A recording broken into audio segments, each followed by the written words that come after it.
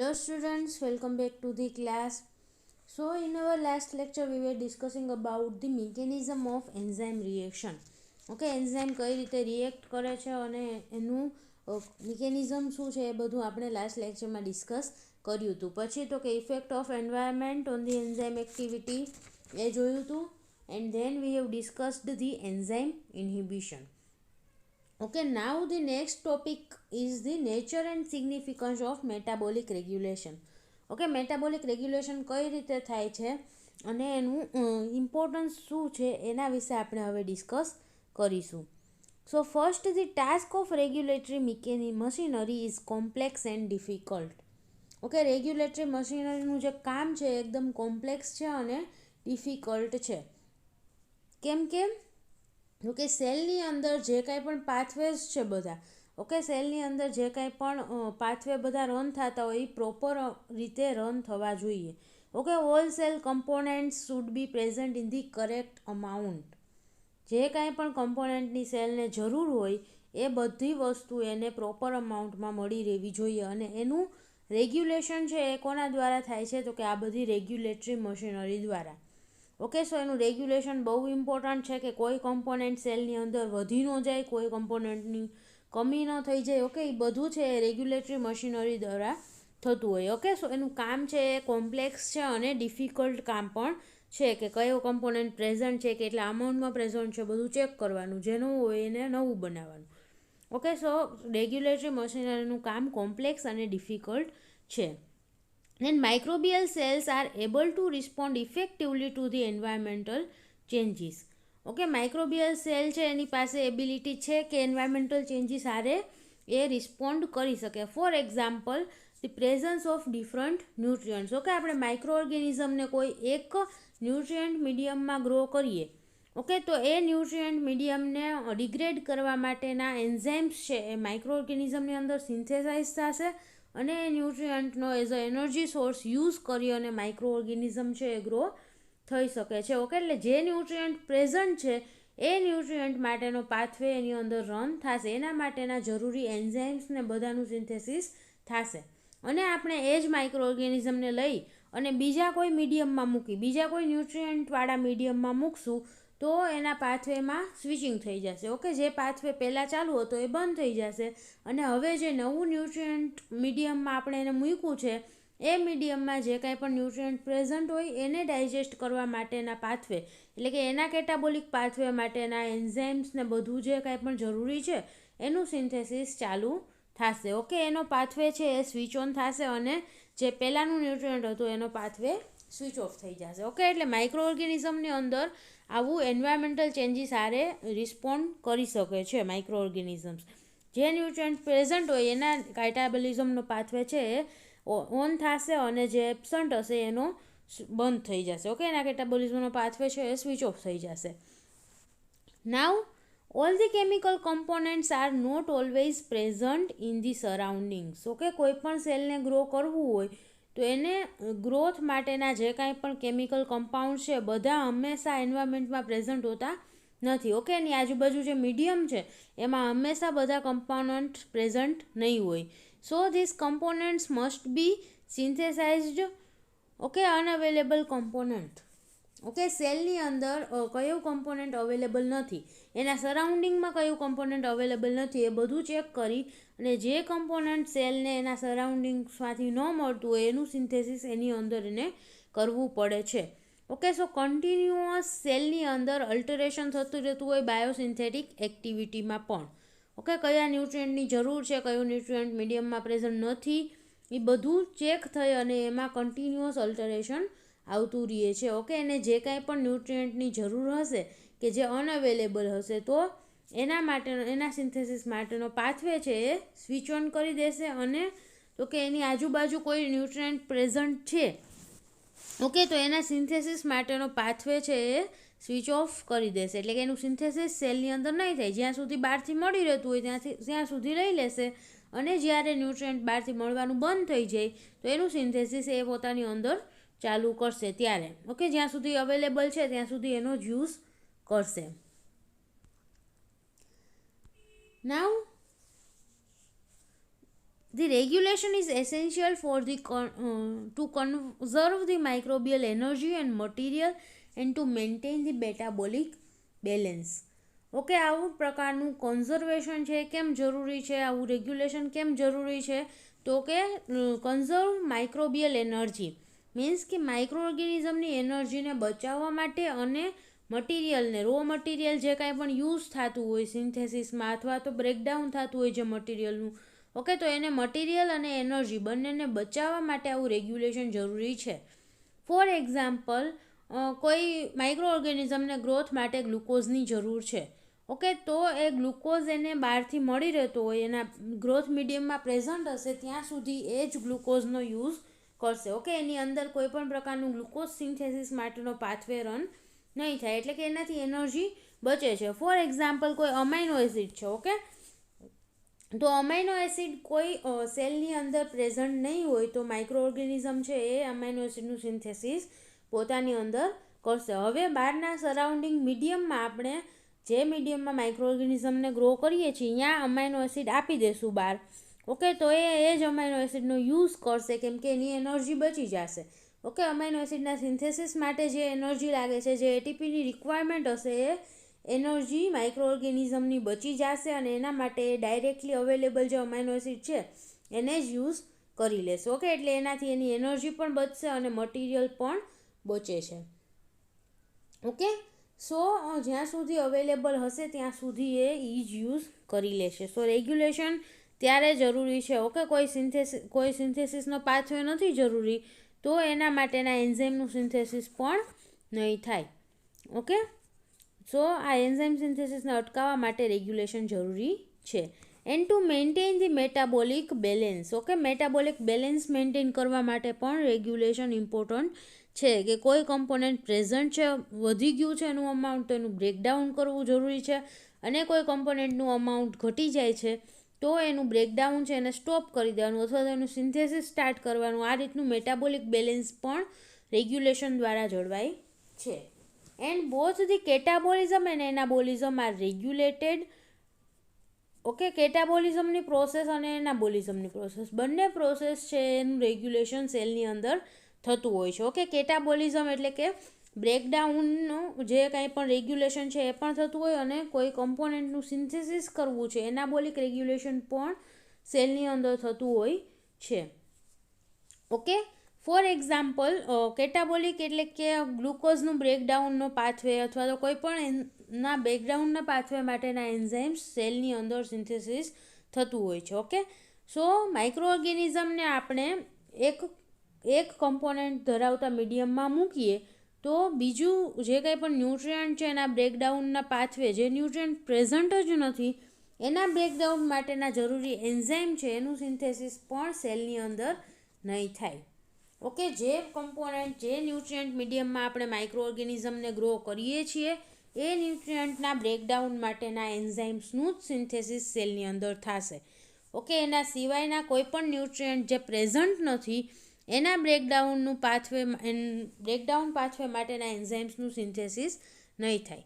Okay, સો આ કેટાબોલિક regulation થતું હોય, એવી જ રીતે એનાબોલિક રેગ્યુલેશન પણ થતું હોય કે જે કાંઈ પણ એનર્જી સોર્સ જે એન્ડ પ્રોડક્ટનું સિન્થેસિસ કરવું છે એના માટેના જ એન્ઝાઇમનું સિન્થેસિસ થશે. ઓકે, આપણે જે પ્રોટીન, જે અમાઇનો એસિડ છે, પ્રોટીન છે, કાર્બોહાઈડ્રેટ છે એની જરૂર છે સેલની અંદર એના સિન્થેસિસ માટેના એન્ઝાઇમ્સની સિન્થેસિસ થશે. ઓકે, જ્યારે જરૂર હશે ત્યારે જ એના માટેના એન્ઝાઇમનું સિન્થેસિસ થશે. એવી જ રીતે જે એનર્જી સોર્સ અવેલેબલ હશે એના બ્રેકડાઉન માટેના એન્ઝાઇમ્સ જ બોડીમાં સિન્થેસાઇઝ થશે. ઓકે, સેલની અંદર એનું જ સિન્થેસિસ થશે. So both the catabolic and anabolic processes are regulated to maximise the efficiency of operation. Okay, ઓપરેશનની એફિશિયન્સી એટલે કે સેલની એફિશિયન્સી, સેલની વર્ક કરવાની એફિશિયન્સી છે એને મેક્સિમાઇઝ કરવા માટે આવું રેગ્યુલેશન જરૂરી છે. ઓકે, ઓછી એનર્જીમાં પણ સેલ વધારે કામ આપી શકે એના માટે આવું રેગ્યુલેશન જરૂરી છે કેમ કે રેગ્યુલેશનના લીધે એનર્જીનો વેસ્ટ નહીં થાય. ઓકે, અને એનર્જી છે, મટીરિયલ છે એનો વેસ્ટ નહીં થાય. જ્યાં જરૂર છે ત્યાં એટલી જ એનર્જીનો યુઝ થશે. ઓકે, સો એના ઓપરેશનની એફિશિયન્સી છે એ ઇન્ક્રીઝ થઈ જશે. For example the regulatory response of E coli grown in the glucose. Okay, E કોલાઈનો જે રેગ્યુલેટરી રિસ્પોન્સ છે, આપણે ઈ કોલાઈને અલગ અલગ મીડિયમમાં ગ્રો કરશું તો એનો જે કાંઈ પણ રિસ્પોન્સ આવશે રેગ્યુલેટરી, એના ઉપરથી આપણે આ વસ્તુ સમજી શકીએ છીએ કે કઈ રીતે મેટાબોલિક રેગ્યુલેશન થાય છે. Okay, for example grown in the simple medium containing the glucose. Okay, આપણે ઈ કોલાઈને ખાલી ગ્લુકોઝ કન્ટેનિંગ મીડિયમમાં ગ્રો કરીએ છીએ. ઓકે, આપણે પેટ્રી પ્લેટમાં ખાલી ગ્લુકોઝ જ એઝ અ ન્યુટ્રિયન્ટ નાખેલું છે, તો ઈ કોલાઈની અંદર નોર્મલી ઓકે ગ્લુકોઝના બ્રેકડાઉનના એન્ઝાઇમ્સનું બધાનું સિન્થેસિસ થશે. પછી બીજા કોઈ કમ્પોનન્ટ ઈ કોલાઈની અંદર જરૂરી હોય તો એના સિન્થેસિસ માટેના એન્ઝાઇમ્સ છે એનું સિન્થેસિસ થશે. ઓકે, સો ઈ કોલાઈની અંદર નોર્મલી જે કાંઈ પણ જરૂર છે એ બધા એન્ઝાઇમ્સનું સિન્થેસિસ થશે, ગ્લુકોઝના બ્રેકડાઉન માટેના અને બીજા કોઈ પણ કમ્પોનન્ટના બાયોસિન્થેસિસ માટેના એન્ઝાઇમ્સ, એટલા બધાનું એન્ઝાઇમ્સનું સિન્થેસિસ ઈ કોલાઈની અંદર થશે.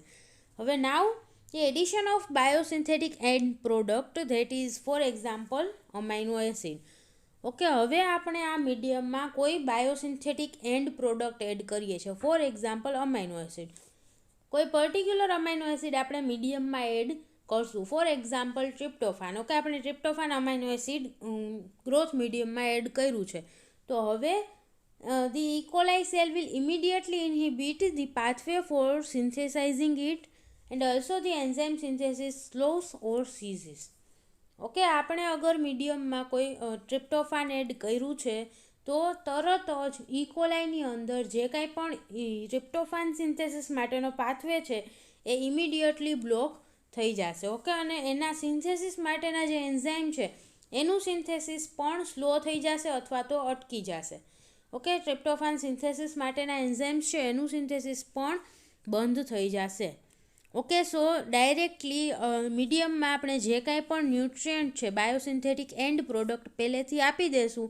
કોઈ પણ અમાઇનો એસિડ છે, બધા અમાઇનો એસિડ આપણે એડ કરી દઈશું તો અમાઇનો એસિડનું સિન્થેસિસ જ નહીં થાય ઈ કોલાઈની અંદર. ઓકે, એનો પાથવે છે એ સ્ટોપ થઈ જશે કેમ કે અવેલેબલ છે ઓલરેડી.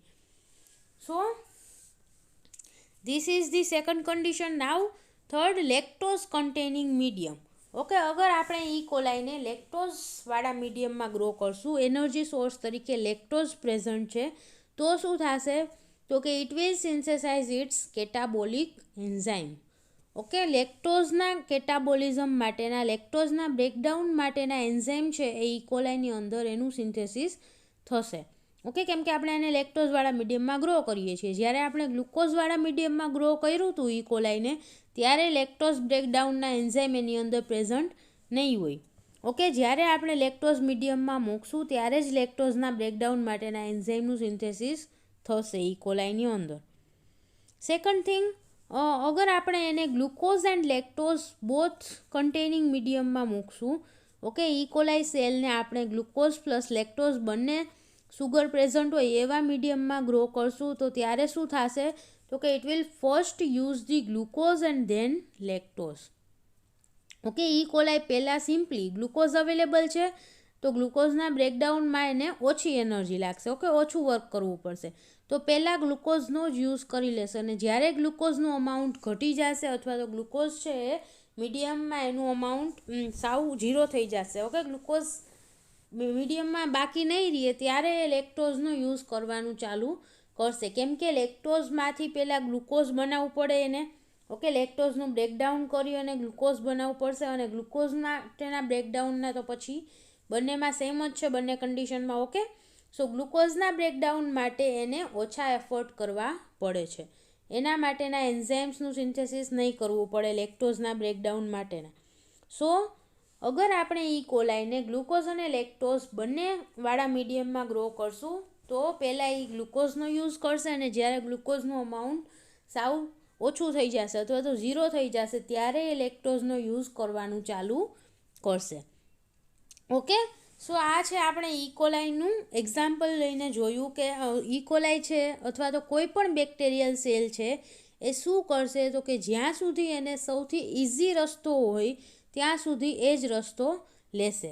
ઓકે, કોઈ ન્યુટ્રિયન્ટ ઓલરેડી અવેલેબલ હશે, કોઈ અમાઇનો એસિડ મીડિયમમાં અવેલેબલ હશે તો ડાયરેક્ટલી જ એનો યુઝ કરી લેશે. ઓકે, આપણે ખાવા માટે આપણને કોઈક ઘઉં આપે અને કોઈક રોટલી આપે તો આપણે કેનો યુઝ કરીએ? પહેલાં તો રોટલીનો જ યુઝ કરીએ ને, કેમ કે ઘઉં લેશું તો એમાં કેટલું પ્રોસેસિંગ કરવું પડે, દળવું પડે, એમાંથી લોટ કરવો પડે, લોટ બાંધવો પડે, રોટલી બનાવવી પડે. ઓકે, એના કરતાં ડાયરેક્ટલી રોટલી અવેલેબલ હોય તો એ જ ખાઈ લેવાની, બરાબર કહેવાય ને? ઓકે, સો એવી રીતે બેક્ટેરિયા પણ એવું જ કરશે કે એને જેમ ઇઝી પડે એ રીતનું જ કરશે. ડાયરેક્ટલી અમાઇનો એસિડ પ્રેઝન્ટ હોય તો એના સિન્થેસિસની માથાકૂટ કાંઈ કરશે નહીં. ઓકે, ડાયરેક્ટલી અમાઇનો એસિડનો યુઝ કરી લેશે. એવી જ રીતે કોઈ બે વસ્તુ પ્રેઝન્ટ છે, જેમ કે ગ્લુકોઝ અને લેક્ટોઝનું એક્ઝામ્પલ જોયું કે બે ન્યુટ્રિયન્ટ પ્રેઝન્ટ છે મીડિયમમાં, પણ એ બેમાંથી કેનું બ્રેકડાઉન ઇઝી છે, કેનો યુઝ કરવો ઇઝી છે એ જોશે. ઓકે, ગ્લુકોઝનો યુઝ કરવો એના માટે ઇઝી છે તો ગ્લુકોઝને જ પહેલાં યુઝ કરશે, પછી લેક્ટોઝનો યુઝ કરશે. ઓકે, સો હંમેશા કોઈ પણ સેલની અંદર સૌથી ઓછી એનર્જી વાપરવી પડે એ રીતનું જ પાથવે રન થતો હોય. ઓકે, એ રીતની જ પ્રોસેસ થતી હોય કે જેમાં એનર્જીનું કન્ઝર્વેશન થાય અને મિનિમમ એનર્જીનો યુઝ કરી અને આપણે મેક્સિમમ વર્ક કરી શકીએ એવા જ એફર્ટ હોય સેલના. ઓકે, ઓર આપણા મેટાબોલિક રેગ્યુલેશન છે એના પણ એવા જ એફર્ટ હોય. Okay, so the flow of the carbon through the pathway may be regulated in 3 major ways. Okay, પાથવેમાંથી કાર્બનનો ફ્લો છે, કોઈ પણ પાથવેમાં કાર્બનનો ફ્લો છે એને 3 અલગ અલગ રીતે રેગ્યુલેટ કરી શકાય છે. Okay, first is the metabolic channelling, means the location of metabolites and enzymes in different part of cells. Okay, metabolic ચેનલિંગનો મિનિંગ શું થાય તો કે જે કંઈ પણ મેટાબોલિક એન્ઝાઇમ છે અને મેટાબોલાઇટ્સ છે બંનેનું લોકેશન સેલની અંદર અલગ અલગ જગ્યાએ હોય. ઓકે, સેલમાં ઘણા બધા કમ્પાર્ટમેન્ટ્સ પ્રેઝન્ટ હોય, ઘણી બધી ઓર્ગેનેલ્સ પ્રેઝન્ટ હોય છે. ઓકે, તો એન્ઝાઇમ્સ અલગ જગ્યાએ પ્રેઝન્ટ હશે, મેટાબોલાઇટ અલગ જગ્યાએ પ્રેઝન્ટ હશે. ઓકે, એ રીતના અલગ અલગ કમ્પાર્ટમેન્ટમાં સેલના કમ્પોનન્ટને ડિવાઈડ કરી અને રેગ્યુલેશન એક થતું હોય. Okay, so it is known as the metabolic channelling. બીજી વસ્તુ છે, આપણે મેટાબોલિક ચેનલિંગ વિશે આગળ ડિસ્કસ કરીશું. ઓકે, સેકન્ડ વસ્તુ છે control of enzyme activity. Okay, direct regulation. Metabolic ચેનલિંગમાં શું થાય છે તો કે એન્ઝાઇમ અને મેટાબોલાઇટ બધું અલગ અલગ જગ્યાએ પ્રેઝન્ટ હશે. જે રીતની મેટાબોલાઇટની રિક્વાયરમેન્ટ હોય એ રીતનું મેટાબોલાઇટ છે એન્ઝાઇમ પાસે જશે. ઓકે, બીજી વસ્તુ છે direct control of enzyme activity. Okay, direct એન્ઝાઇમને જ કંટ્રોલ કરવામાં આવશે કે એન્ઝાઇમની ઇનિબિશન કરી નાખવામાં આવશે અથવા તો એન્ઝાઇમની એક્ટિવિટી છે એને સ્ટોપ કરી દેવામાં આવશે. ઓકે, સો એના લીધે આગળ પ્રોસેસ જ નહીં થાય. ભલે સબસ્ટ્રેટ પ્રેઝન્ટ હોય પણ એન્ઝાઇમને ઇનિબિટ કરી દીધો છે એટલે કે એન્ઝાઇમનું કંટ્રોલ કર્યું છે તો એ આગળ પ્રોડક્ટનું ફોર્મેશન નહીં થાય. ઓકે, એન્ડ રેગ્યુલેશનમાં એક્ટિવેશન પણ આવે. ઓકે, ખાલી ઇનિબિશન નહીં આવે, એન્ઝાઇમનું એક્ટિવેશન પણ રેગ્યુલેશનમાં આવે છે કે એન્ઝાઇમ આરે કોઈ કમ્પોનન્ટ બાઇન્ડ થાય અને એને એક્ટિવેટ કરે છે એ પ્રોડક્ટ ફોર્મેશન માટે. સો ડાયરેક્ટલી એન્ઝાઇમનું કંટ્રોલ પણ કરી શકાય છે. ત્રીજી વસ્તુ શું છે તો કે number of enzyme molecules also may be control. Okay, કેટલા એન્ઝાઇમના મોલેક્યુલ પ્રેઝન્ટ છે, એન્ઝાઇમના મોલેક્યુલના નંબર્સ છે એને પણ આપણે કંટ્રોલ કરી શકીએ છીએ. Okay, increased catalyst. ઓકે, એ મીન્સ કે એન્ઝાઇમના નંબર જેમ ઇન્ક્રીઝ થશે, એન્ઝાઇમ વધારે અમાઉન્ટમાં પ્રેઝન્ટ હશે એમ greater the pathways activity. Okay, પાથવેની એક્ટિવિટી પણ વધારે હશે. જેમ વધારે અમાઉન્ટમાં એન્ઝાઇમ પ્રેઝન્ટ હોય એમ એ પાથવેની એક્ટિવિટી પણ વધારે અમાઉન્ટમાં જોવા મળે છે. And inside the bacteria transcriptional regulation is shown. Okay, બેક્ટેરિયાની અંદર જનરલી ટ્રાન્સક્રિપ્શનલ રેગ્યુલેશન થતું એટલે કે ટ્રાન્સક્રિપ્શનના લેવલ ઉપર જ રેગ્યુલેશન થાય.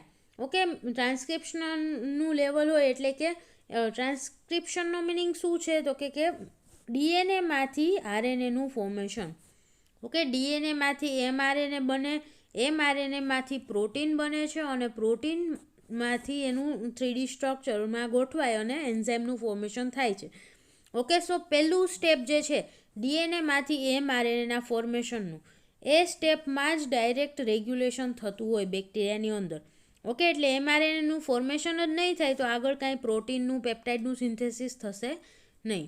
ઓકે, સો પહેલાં સ્ટેપમાં જ એન્ઝાઇમનું રેગ્યુલેશન થતું હોય કે બેક્ટેરિયાની અંદર એનું ટ્રાન્સક્રિપ્શન જ અટકાવી દીધું તો એમઆરએનએ નહીં બને અને આગળ પ્રોટીન પણ નહીં બને. So it is slower than the direct regulation. Okay, transcriptional regulation છે એ ડાયરેક્ટ એન્ઝાઇમનું રેગ્યુલેશન થાય કે ડાયરેક્ટ એન્ઝાઇમ આરે કોઈ કમ્પોનન્ટ બાઇન્ડ થાય અને એન્ઝાઇમને ઇનિબિટ અથવા તો એક્ટિવેટ કરે. એ એન્ઝાઇમ રેગ્યુલેશન ડાયરેક્ટ જે છે એના કરતાં આ ટ્રાન્સક્રિપ્શનલ રેગ્યુલેશન કેવું હશે? ધીમું હશે. કેમ કે ટ્રાન્સક્રિપ્શનની જગ્યાએ જઈને ડીએનએમાંથી આરએનએના સિન્થેસિસને સ્ટોપ કરવું એ પ્રોસેસ ધીમી હશે. But it saves the much of the energy and raw material. Okay, transcriptional regulation ધીમું છે, પ્રોસેસ ધીમી છે, પણ એના લીધે શું થશે તો કે ઘણી બધી એનર્જી અને રો મટીરિયલનું બચાવ થશે.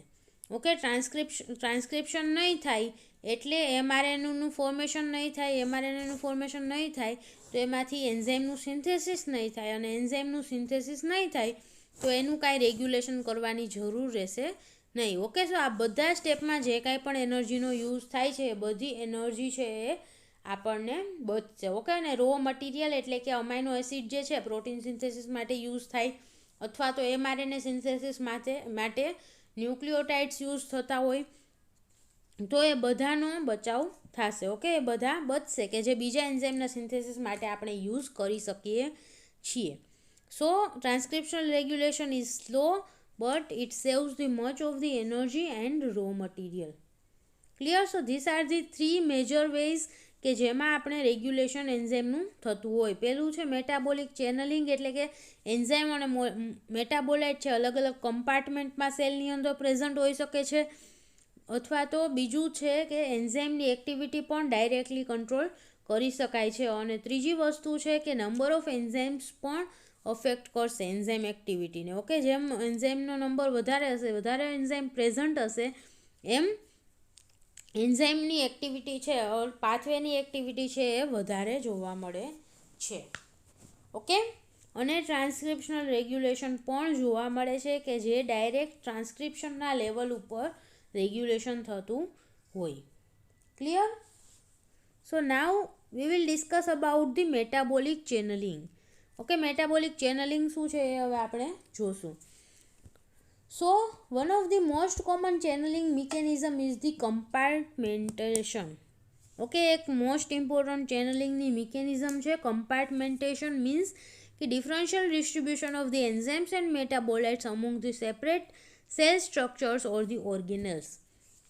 ઓકે, સેલની અંદર ઘણા બધા એવા સેલ સ્ટ્રક્ચર હોય, એટલે કે સેલ ઓર્ગેનેલ્સ પ્રેઝન્ટ હોય છે. સો જેમ કે માઇટોકોન્ડ્રિયા છે, ક્લોરોપ્લાસ્ટ છે, ઓકે, ગોલ્ગી કોમ્પ્લેક્સ, આવી બધી ઘણી બધી ઓર્ગેનેલ્સ સેલની અંદર પ્રેઝન્ટ હોય છે.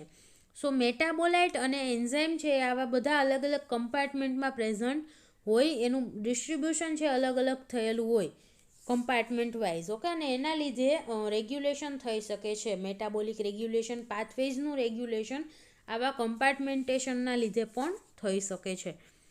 So it is very important in the eukaryotic microbes. Okay, eukaryotic micro ઓર્ગેનિઝમની અંદર મેટાબોલિક ચેનલિંગ બહુ ઇમ્પોર્ટન્ટ છે, બિકોઝ કે યુકેરિયોટ્સની અંદર ઘણા બધા સેલ્યુલર કમ્પાર્ટમેન્ટ્સ પ્રેઝન્ટ હોય છે, એટલે કે ઘણી બધી ઓર્ગેનેલ્સ પ્રેઝન્ટ હોય છે as compare to the prokaryotes. Okay, પ્રોકેરિયોટ્સની અંદર જે well defined membrane bound organelles બહુ ઓછી પ્રેઝન્ટ હોય છે પ્રોકેરિયોટની અંદર, પણ યુકેરિયોટિક માઇક્રો ઓર્ગેનિઝમની અંદર સેલ્યુલર ઓર્ગેનેલ્સ વધારે પ્રેઝન્ટ હશે, વધારે કમ્પાર્ટમેન્ટ પ્રેઝન્ટ હશે. સો આવું મેટાબોલિક ચેનલિંગ છે એ બહુ કામ લાગે છે ત્યાં. ઓકે, અહીંયા ઇમ્પોર્ટન્ટ છે યુકેરિયોટિક માઇક્રોબ્સની અંદર. So example of this metabolic channelling is fatty acid oxidation and fatty acid synthesis. Okay, બે પ્રોસેસ છે. એક fatty acid oxidation, means fatty એસિડનું બ્રેકડાઉન થશે. એ વસ્તુ ક્યાં થાય છે તો કે માઇટોકોન્ડ્રિયોનની અંદર. ઓકે, માઇટોકોન્ડ્રિયાની અંદર ફેટી એસિડનું બ્રેકડાઉન થશે અને ફેટી એસિડ સિન્થેસિસની પ્રોસેસ છે એ સાઇટોપ્લાઝમમાં થાય છે. ઓકે, સાઇટોપ્લાઝમિક મેટ્રિક્સની અંદર ફેટી એસિડ સિન્થેસિસ થાય છે. સો સિન્થેસિસ અને બ્રેકડાઉન બંને પ્રોસેસ અલગ અલગ કમ્પાર્ટમેન્ટમાં થાય છે. એના લીધે શું થશે તો કે જ્યારે ફેટી એસિડ સિન્થેસિસની જરૂર હોય ત્યારે ફેટી એસિડનું સિન્થેસિસ થશે, અને જ્યારે બ્રેકડાઉનની જરૂર હોય ત્યારે જ એનું બ્રેકડાઉન થશે. ઓકે, અગર સાઇટોપ્લાઝમમાં વધારે ફેટી એસિડની સિન્થેસિસની જરૂર છે તો ત્યાં સિન્થેસિસ થયેલું ફેટી એસિડનું બ્રેકડાઉન ડાયરેક્ટલી નહીં થઈ જાય. ઓકે, બંનેના એન્ઝાઇમ અગર સાઇટોપ્લાઝમમાં જ પ્રેઝન્ટ હશે તો જેવું ફેટી એસિડનું સિન્થેસિસ થયું, બાજુમાં એન્ઝાઇમ હશે જ, તો એનું બ્રેકડાઉન પણ કરી શકે છે. પણ અહીંયા અલગ અલગ કમ્પાર્ટમેન્ટમાં એન્ઝાઇમ પ્રેઝન્ટ છે. એનો મિનિંગ શું કે જ્યારે ફેટી એસિડનું સિન્થેસિસ થવાનું જરૂરી હોય ત્યારે એનું સિન્થેસિસ થશે સાઇટોપ્લાઝમની અંદર, અને જ્યારે ફેટી એસિડ બ્રેકડાઉન જરૂરી છે, ફેટી એસિડનું અમાઉન્ટ બહુ વધી જશે, ત્યારે ફેટી એસિડ માઇટોકોન્ડ્રિયામાં જશે, અને માઇટોકોન્ડ્રિયાની અંદર જશે ત્યારે એનું ઓક્સિડેશન એટલે કે એનું બ્રેકડાઉન થશે. ઓકે, સો અલગ અલગ કમ્પાર્ટમેન્ટમાં બંને પ્રોસેસ થાય છે, તો એને આપણે અલગ અલગ રેગ્યુલેટ કરી શકીએ છીએ. Then periplasm is also an example of the compartmentation. Okay, પ્રોકેરિયોટિક ઓર્ગેનિઝમની અંદર જે પેરીપ્લાઝમ પ્રેઝન્ટ છે, સાઇટોપ્લાઝમ અને સેલ મેમ્બ્રેન વચ્ચેનું પ્લાઝ્મા મેમ્બ્રેન અને સેલ વોલ વચ્ચેની જે સ્પેસ છે એને શું કહેવાય? પેરીપ્લાઝમ. ઓકે, તો એ પણ એક કમ્પાર્ટમેન્ટ તરીકે વર્ક કરે છે પ્રોકેરિયોટિક ઓર્ગેનિઝમની અંદર.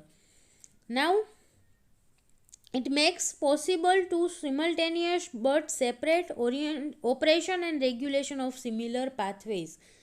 ઓકે, આપણે કમ્પાર્ટમેન્ટેશનના લીધે શું થાય તો કે it is possible to simultaneous and separate operation and regulation of similar pathway.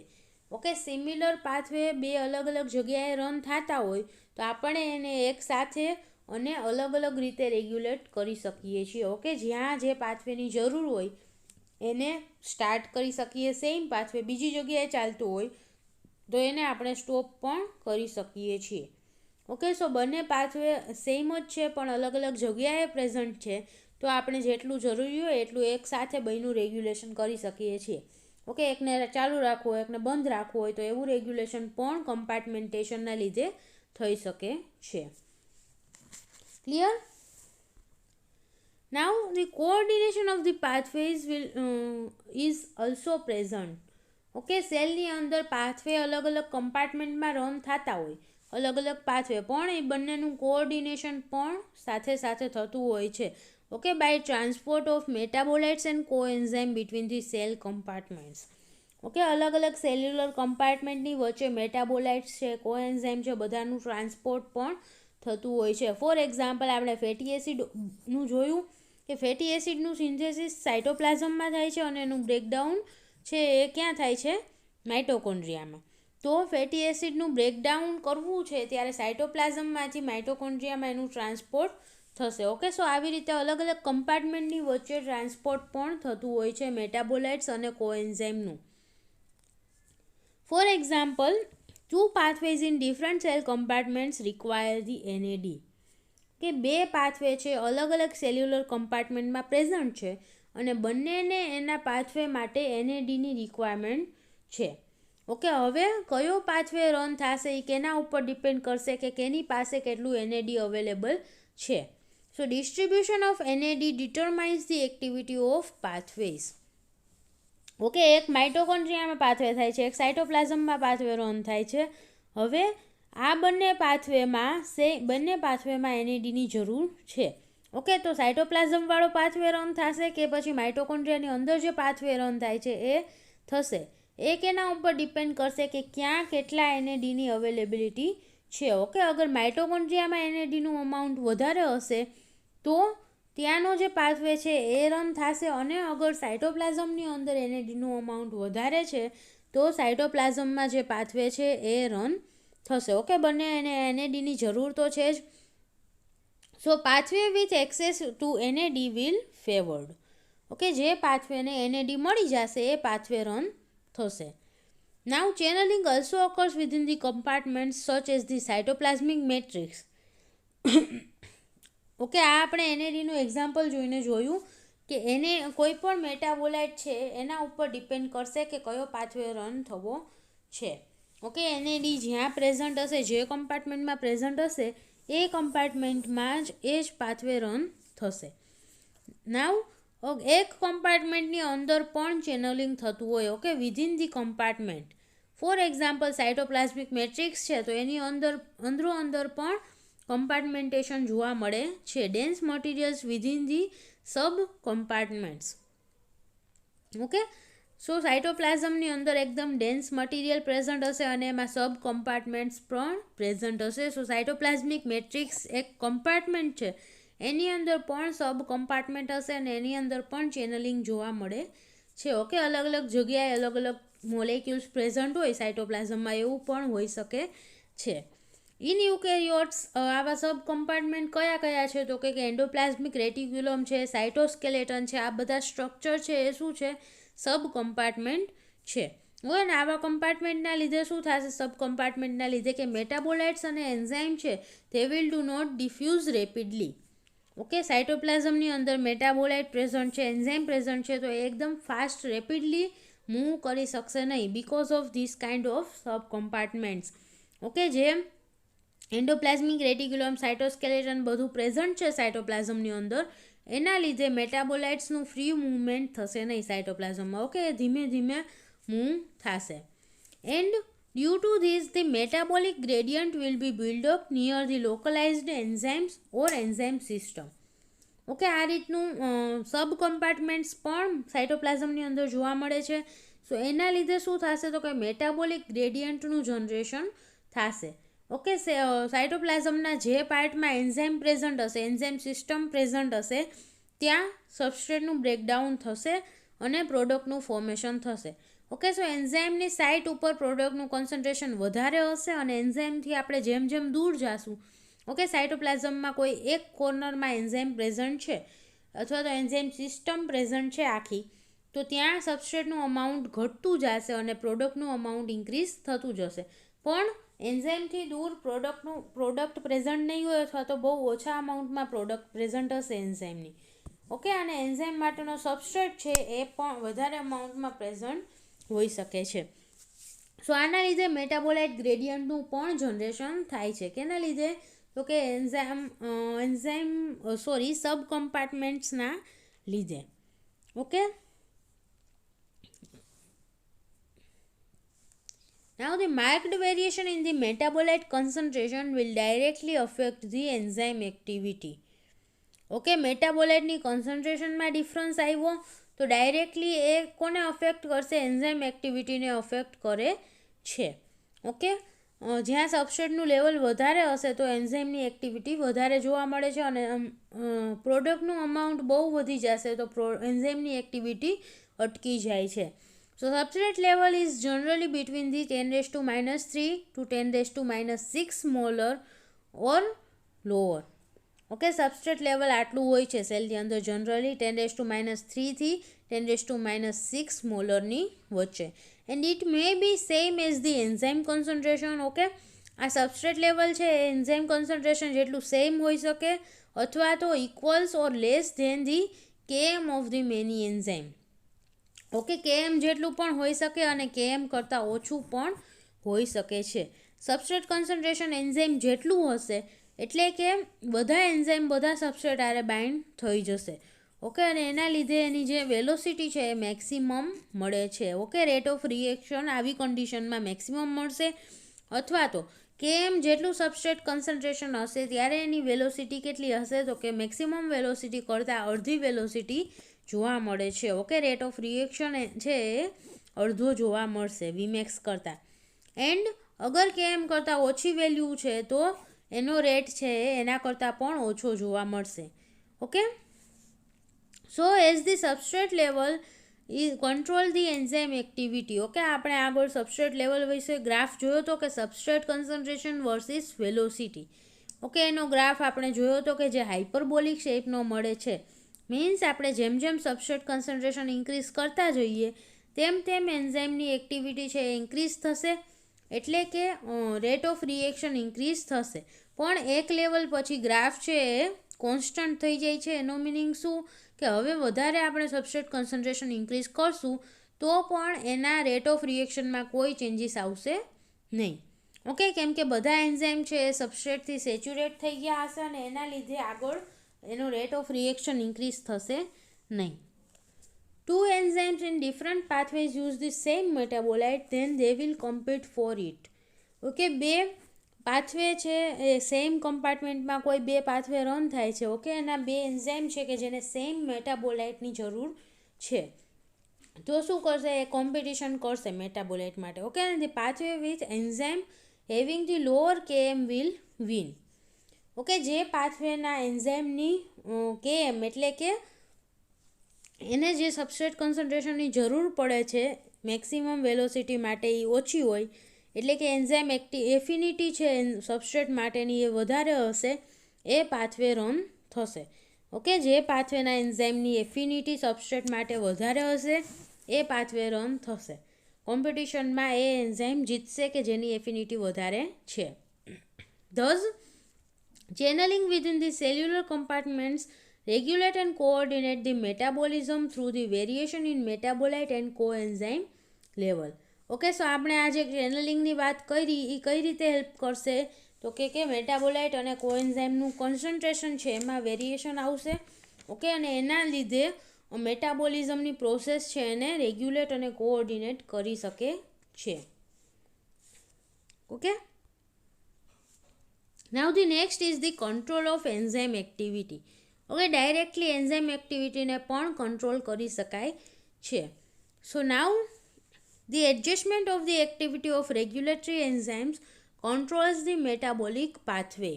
Okay, આપણે રેગ્યુલેટરી એન્ઝાઇમની એક્ટિવિટી છે એનો કંટ્રોલ થશે, એમ એક્ટિવિટીમાં કંટ્રોલ થશે, એના લીધે આખો પાથવે પણ કંટ્રોલ થઈ શકે છે.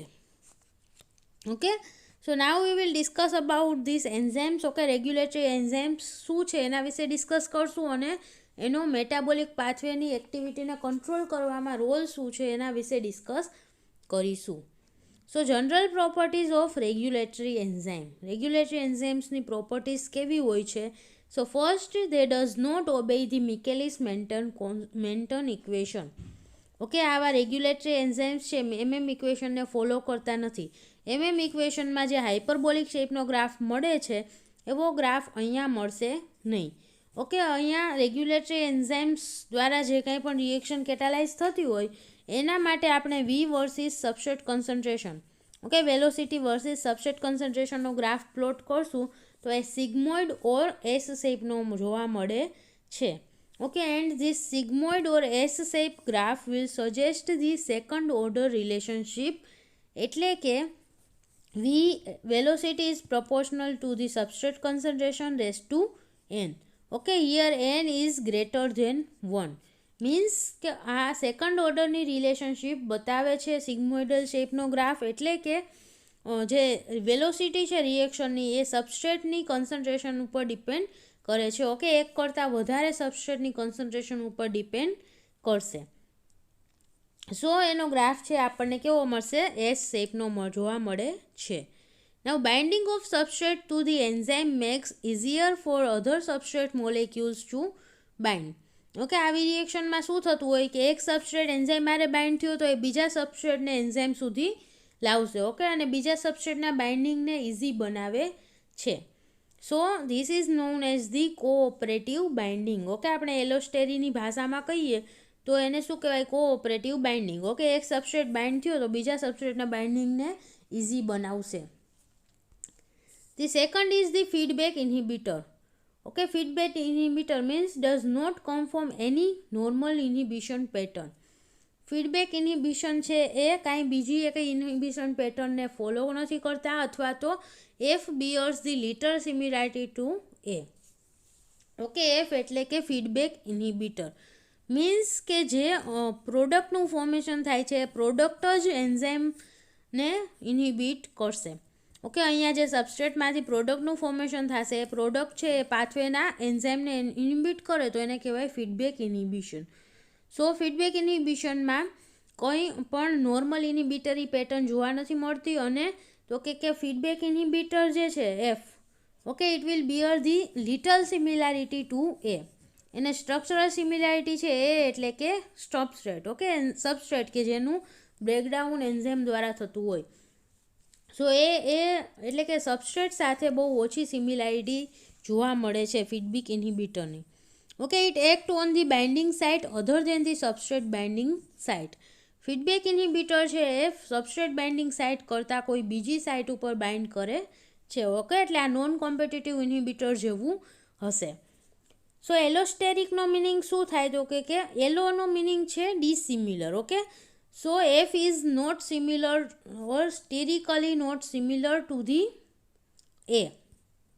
સબસ્ટ્રેટ સાથે સ્ટેરિકલી સિમિલર નથી ફીડબેક ઇન્હિબિટર, એટલે એને એલોસ્ટેરિક ઇન્હિબિટર કહેવામાં આવે છે. Okay, it will act on the other site than the site for the substrate. Substrate binding site કરતાં કોઈ બીજી સાઇટ ઉપર એલોસ્ટેરિક ઇન્હિબિટર બાઇન્ડ કરે છે. Third is it is also regulated by the activation. Okay, ખાલી ઇન્હિબિશન જ જોવા મળે છે એવું નથી, એક્ટિવેશન પણ જોવા મળે છે. ઓકે, એન્ઝાઇમ્સનું એક્ટિવેશન પણ થાય છે. Some effectors shows the stimulatory or positive influence on the activity. ઘણા એવા ઇફેક્ટર મોલેક્યુલ છે કે જે એન્ઝાઇમ સાથે બાઇન્ડ થશે એટલે એન્ઝાઇમની એક્ટિવિટીને સ્ટિમ્યુલેટ કરશે અથવા તો એના ઉપર પોઝિટિવ ઇન્ફ્લુઅન્સ આપશે, એટલે કે એની એક્ટિવિટી છે એને ઇન્ક્રીઝ કરશે. સો એલોસ્ટેરિક એક્ટિવેશન પણ થતું હોય અને ઇન્હિબિશન પણ થતું હોય છે.